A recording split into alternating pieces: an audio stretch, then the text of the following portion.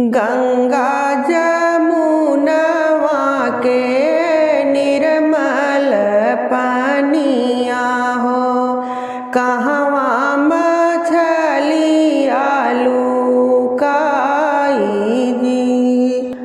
गंगा जमुनवा के निर्मल पानिया हो, कहवा मछलिया लुकाई जी।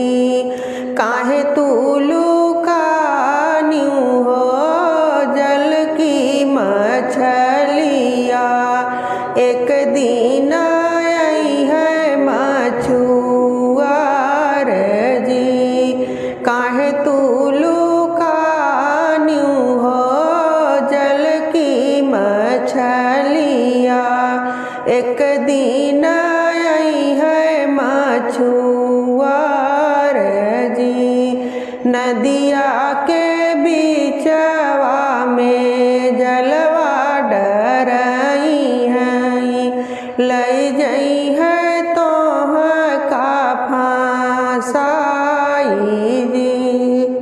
नदिया के बीचवा में जलवा डरई हैं हो, लई जई है तो का फांसाई जी।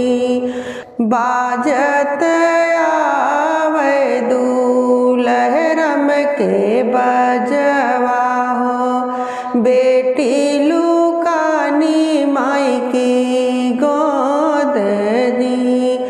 बाजत आवे दूल्हरम के बजवा हो, बेटी लुकानी माई की गोद जी।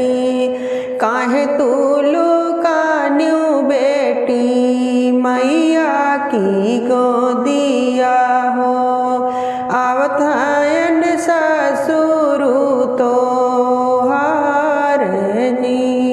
काहे तू लुकान्यू बेटी मैया की गोदिया हो, आवत हयन ससुरु तो हार जी।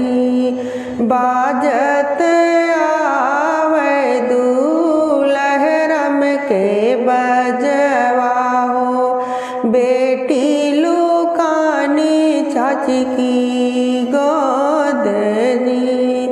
बाजत आवे दूल्हरम के बजवा हो, बेटी लुकानी चाची की गोद जी।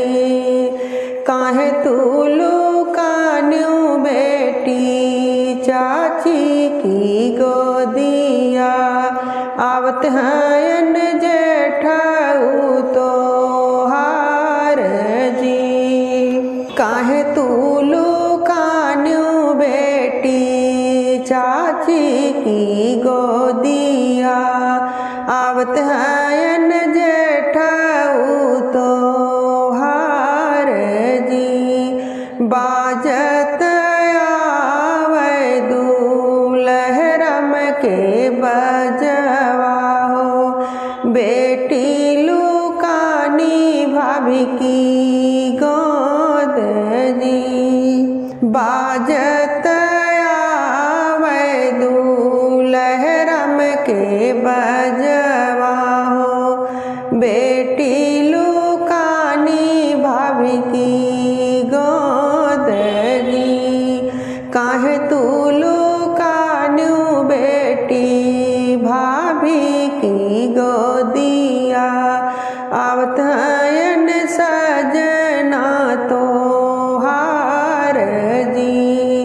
काहे तू लुकान्यू बेटी भाभी की गोदिया, आवत हयन सजना तो हार जी। शुभ के सिंदूरवा से मगिया भरई है हो, लई जई है डोलिया फनाई शुभ के सिंदूरवा से मगिया भरई है लई जई है डोली बैठाई जी सोने के सिन्होरवा से मगिया भरई है कई दई है तो है का पराई जी सोने